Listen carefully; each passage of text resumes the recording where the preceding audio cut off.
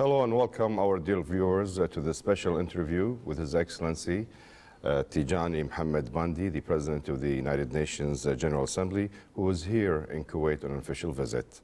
Your Excellency, welcome to Kuwait, and thank you for giving us the chance to interview you today. It's a great privilege and honor for us to have you here today. Thank you very much for inviting me to interact with you. I'm honored. Okay. Your Excellency, we learned that this is your first visit here in Kuwait. Could you tell us a little bit more about your visit here in Kuwait so far, and what is the main purpose of this visit? Well, I think I came here on the invitation of the Prime Minister, who was very kind when he was in New York to visit my office and to offer his support to my presidency. As you know, Kuwait is also a member of the Security Council, and it has other responsibilities beyond being a member of the General Assembly.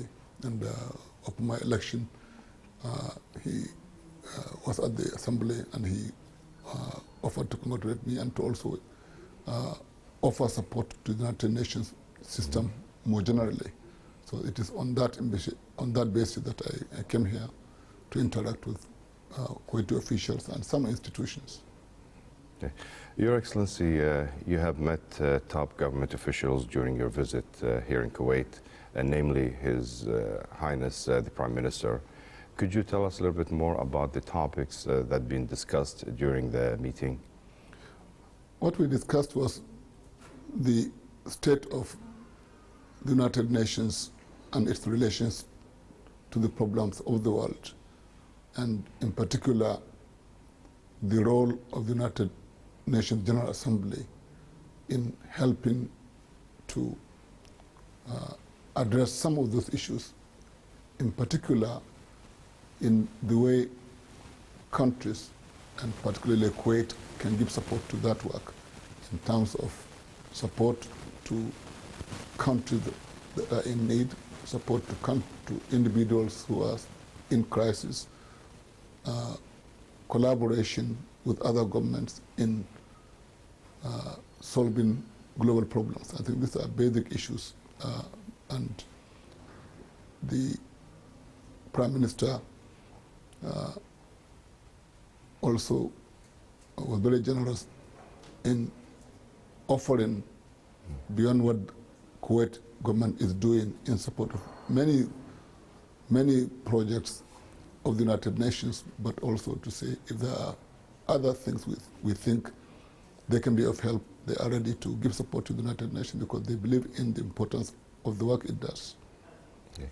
Your Excellency, during your visit, you gave a speech in the Diplomatic Institute here in Kuwait. What were the main messages delivered during the speech? The main messages were that the United Nations organization exists to serve peoples of the world, not just governments, but peoples, and to reiterate the importance of peaceful settlement of disputes, without which we'll have a really difficult time, all of us.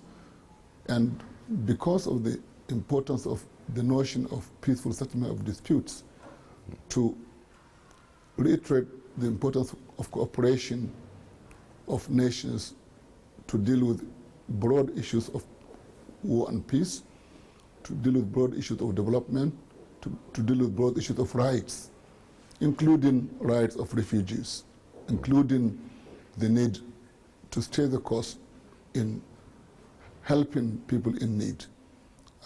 So that main purpose of the United Nations relating to peaceful settlement of disputes is even more important in the context of a world in which we still have worries concerning nuclear proliferation. And that is an issue. And the agreement, two agreements of importance in 2015, namely the Paris Climate Accord and the Agreement on Sustainable Development Goals, are extremely important milestones in terms of achievement of the organization, and to now see whether we should have stronger means of implementation, because implementation is key. There has been an agreement 4 years ago. What can we do to guarantee that countries are able to support climate action? Because this is a common problem for all of us. And also to support countries in their effort to achieve the Sustainable Development Goals by 2030. And 2030 is just 10 years away. And there have been reviews which have indicated that we are not on target to meet the goals. And in 2020, we enter what had been agreed to as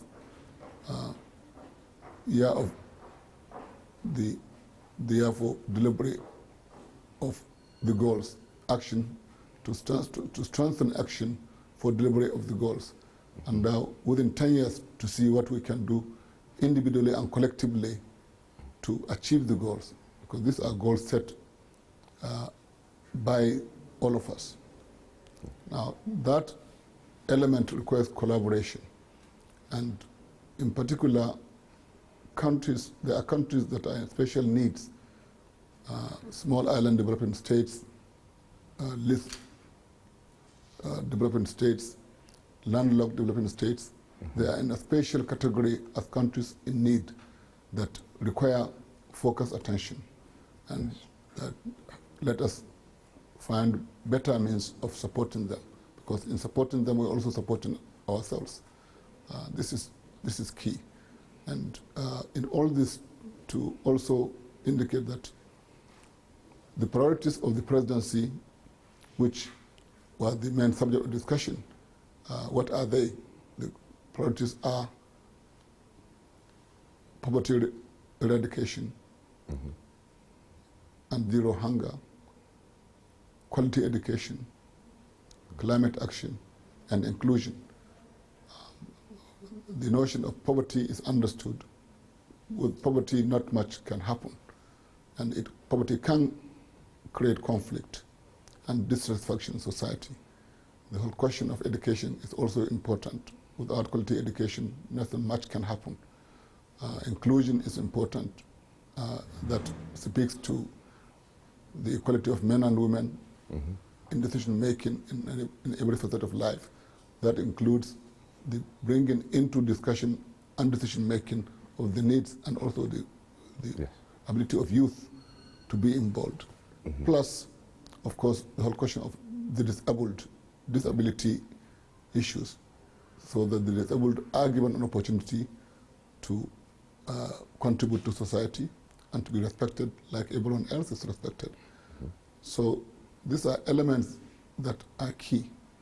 And in all this, to remember that action on the most urgent global issues can only make sense in collaboration with others.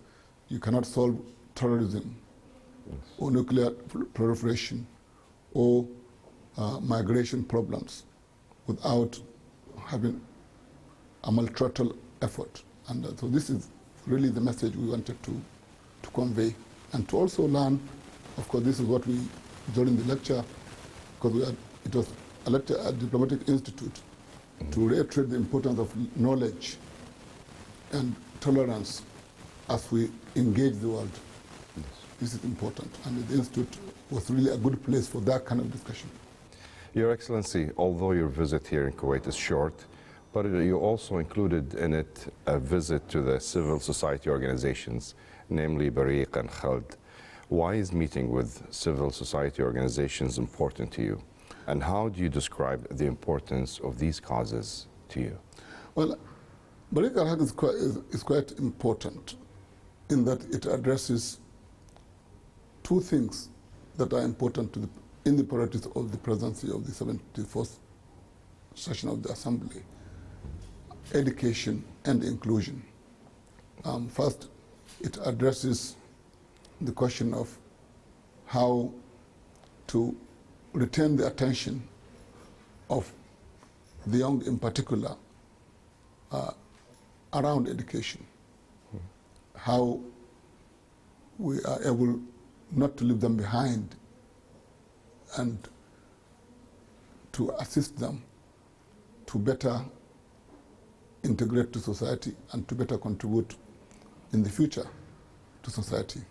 And it also addresses something that is key, which is creativity, because it's a very creative idea how through various measures using social psychology applied to education, using performance to engage the youth. Youth are key to the future.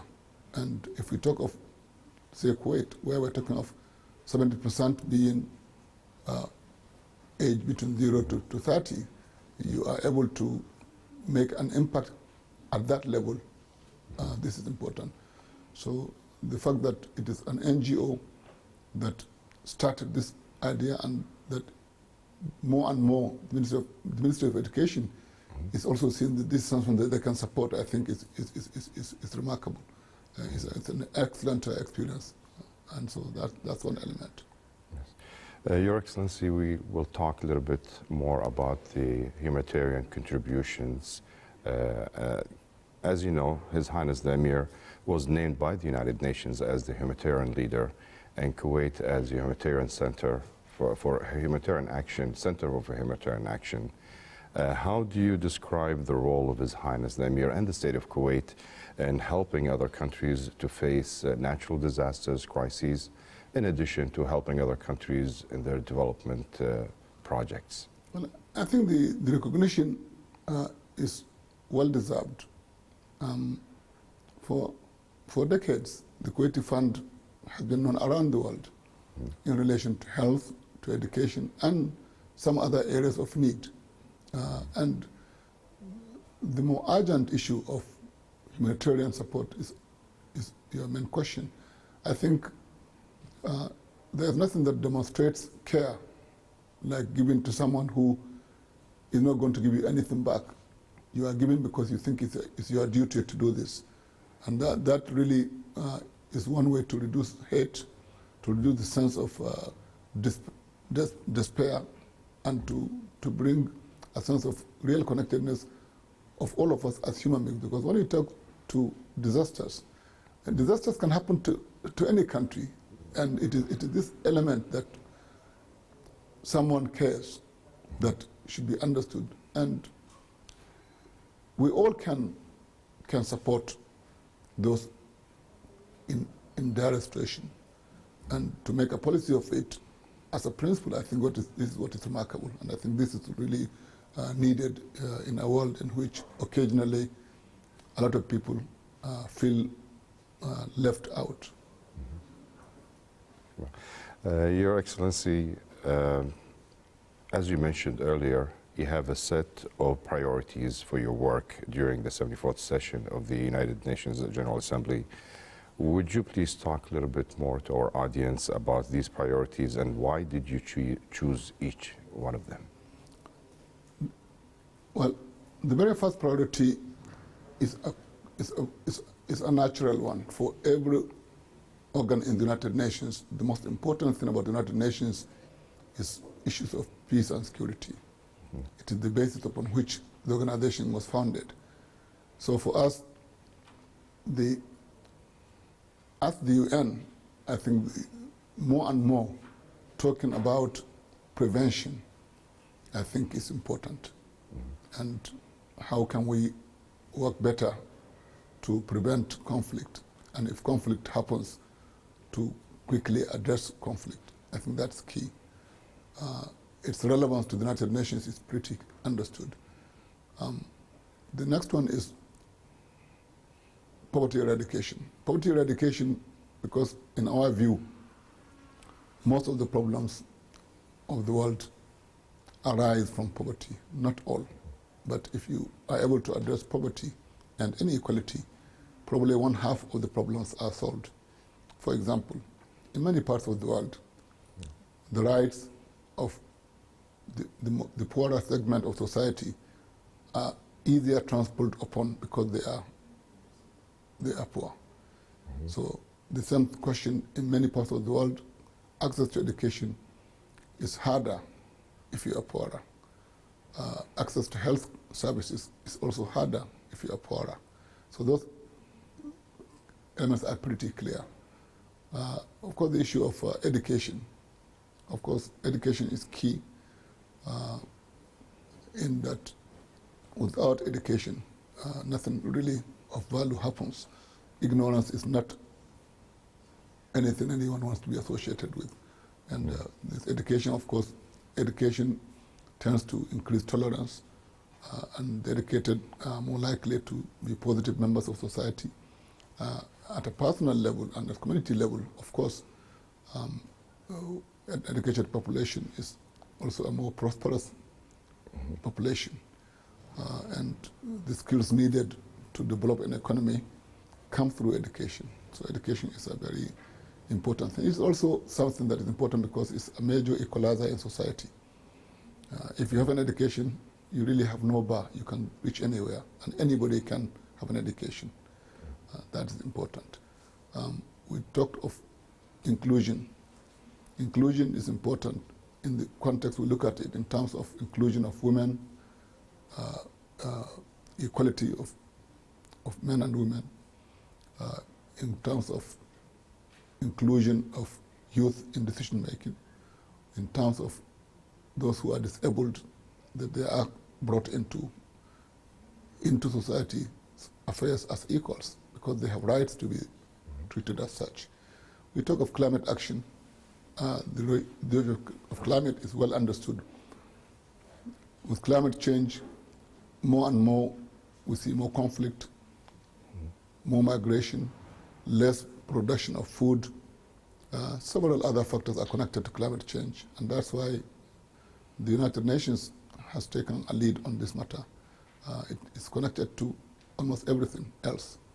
So these are the priorities, and the whole thing is to draw attention of member states and partners to the urgency of dealing with this in terms of cooperation and partnerships.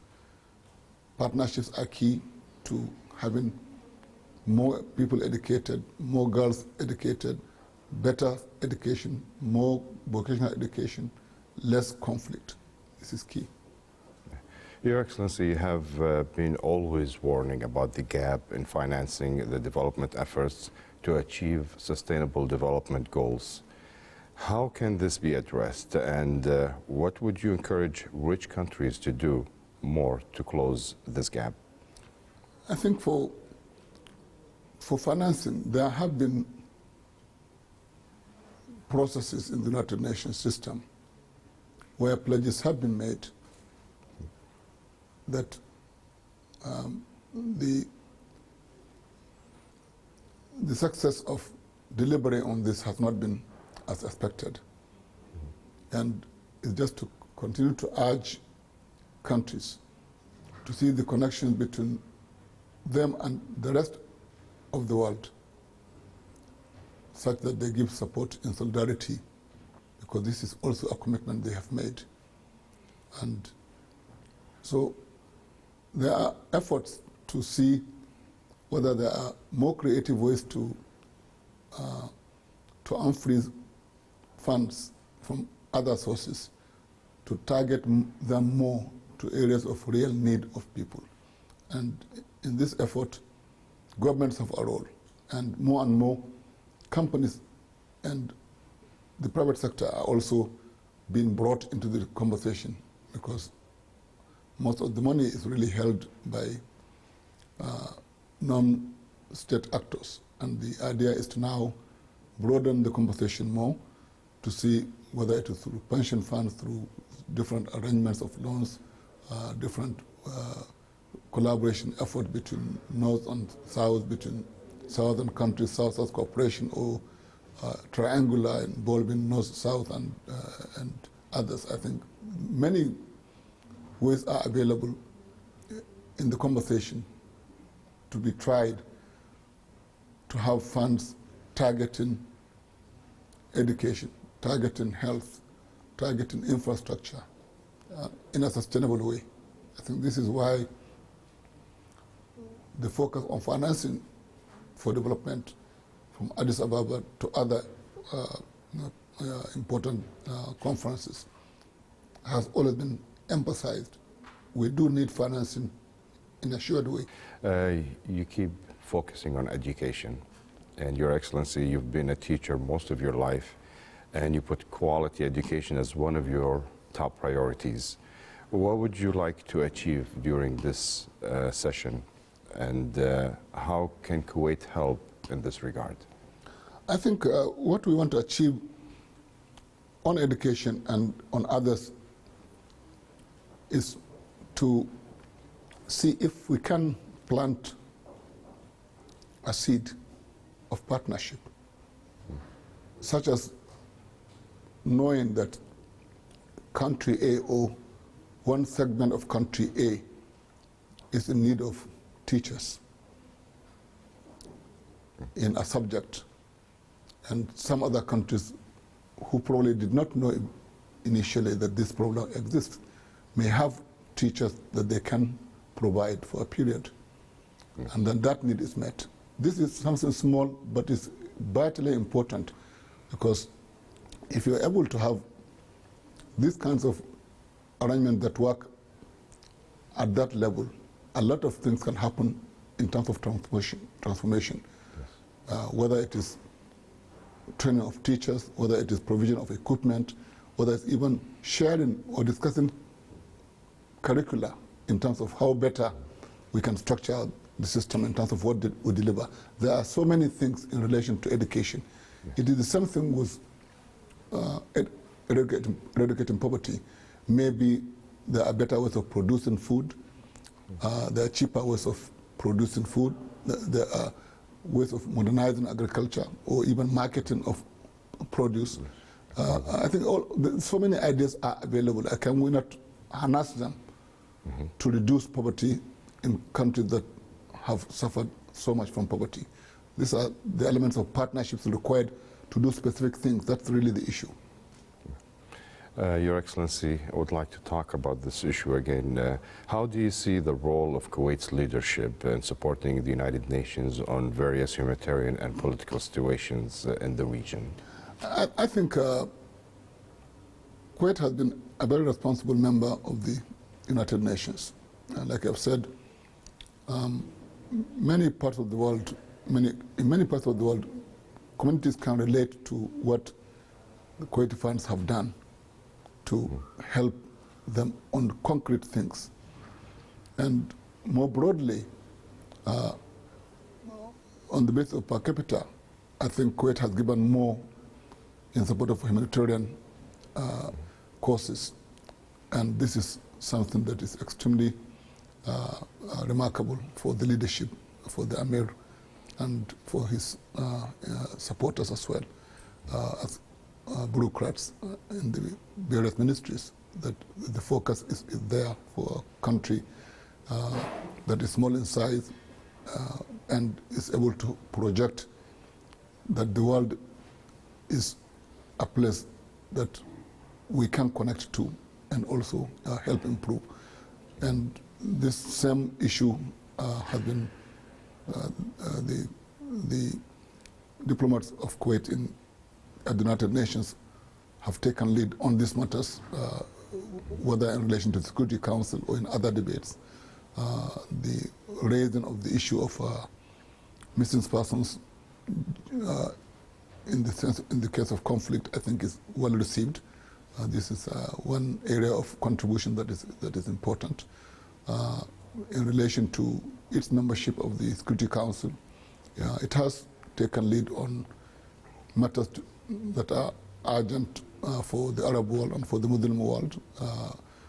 The leadership of Kuwait in terms of reconstruction in Iraq, I think, where up to $30 billion was raised, I think, yes, again, is part of the broader effort to be positive in relation to the needs of neighbors. Yes. Your Excellency, Kuwait's non-permanent membership in the Security Council is coming to an end in the 31st of December. How do you see Kuwait's role in the Council during the past 2 years? Well, I have said in the last question that this has been extremely positive in terms of taking up causes that are important for the region it represents. Yes. But for all of us is the issue of responsible engagement with the system, with other members of the council, but also being focused on issues that are very important for a lot of countries. Your Excellency, I would like to talk a little bit in details about your priorities. As you mentioned earlier, Your Excellency, your priorities as President of the General Assembly are fighting poverty, eradication and zero hunger, climate change, focusing on quality of education and inclusion, and spreading peace. Why did you choose those priorities in particular out of all other sustainable development goals? Well, I think the issue is that none of the issues there is an alien concept to any country. Each country knows the meaning of peace or the absence of peace. Each country knows and has fought hunger in its history, and it can relate to the issue of hunger. Each country knows that without education, there can be no progress. Each and every country in the world knows that without inclusion, you cannot be talking of the modern world. The modern world is defined by the sense of rights and inclusion of all. And so if we are going to privilege or focus on some of the goals, these appear to be urgent ones. Climate action is also added, but already in the UN system as a whole, there has been a lot of effort to raise awareness and efforts to deal with climate change. The Secretary General has done a lot. Other bodies have done a lot on this matter. So, but we mentioned it just to remind that it is a key element. So these were chosen because of the urgency they have for Africa, because I'm a candidate representing Africa in the turn of Africa. But it's also a candidature that received the support of every delegation. There was not a single opposition in the General Assembly to the vision.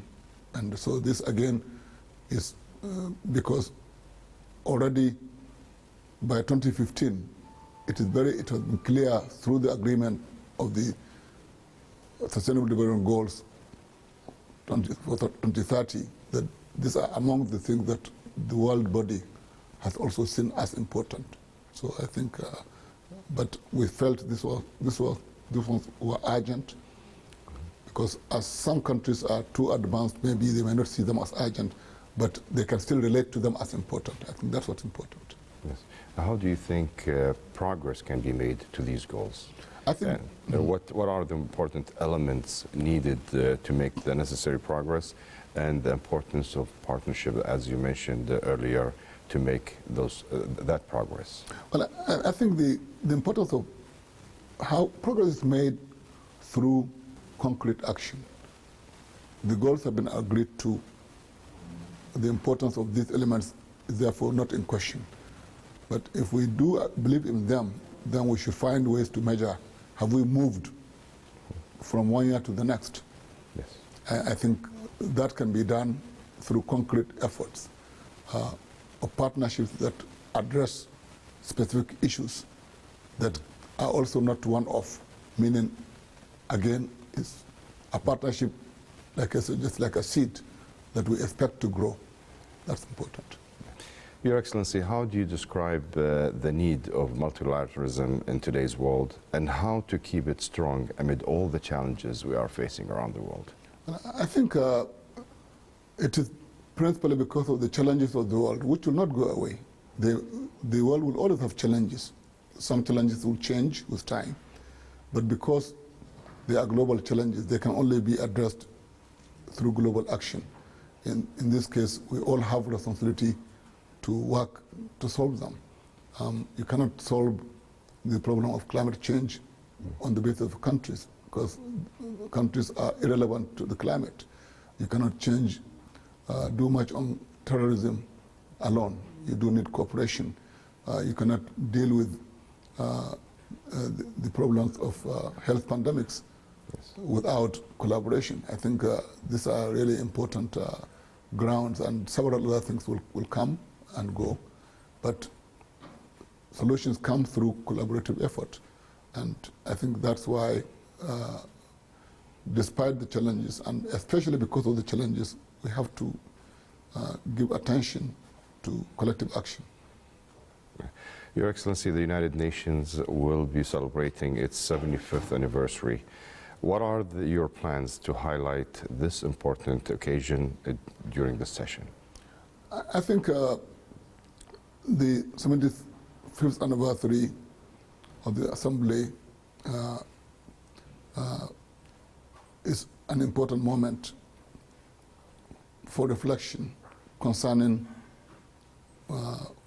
what it has meant for the world to have a body like the United Nations, and to also reflect as to the kind of chaos that could be the case should we have no such organization to deal with issues of peace, to do the issues of rights, to do the issues of development. And in doing this, naturally, we also have a duty to see where we have gone wrong as an organization. There are times when we have not acted as quickly enough, or we were not completely correct. Those are cases, and to now use them as an example, as basis to improve, and to have some kind of a notion of what kind of a future would want for the United Nations.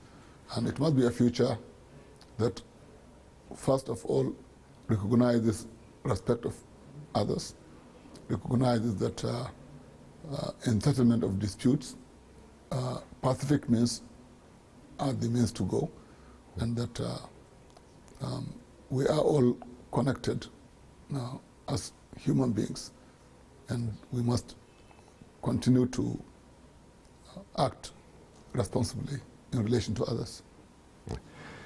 Your Excellency, are there any other thoughts you would like to share with our viewers? Well, I think just to urge all of us as individuals to act positively in relation to the needs of others, and to be responsive to calls for support from other nations wherever we are located. And I think to try to have a positive outlook for the future, because the opposite, I think, is unimaginable. We need to give peace this place its place. We need to give solidarity. We need to give mutual assistance the space that requires as well. Your Excellency, thank you so much for your time, and we wish you a very pleasant stay here in Kuwait. Thank you very much. We also would like to wish you all the success in your presidency. Thank you very much for having me, and I'm honored to be here. Yes. This brings us to the end of our interview with His Excellency Tijani محمد Bandi, the President of the United Nations General Assembly. And we thank him again for being with us here today, and we thank you, our dear viewers, for watching. We hope to see you in future interviews. Thank you and take care.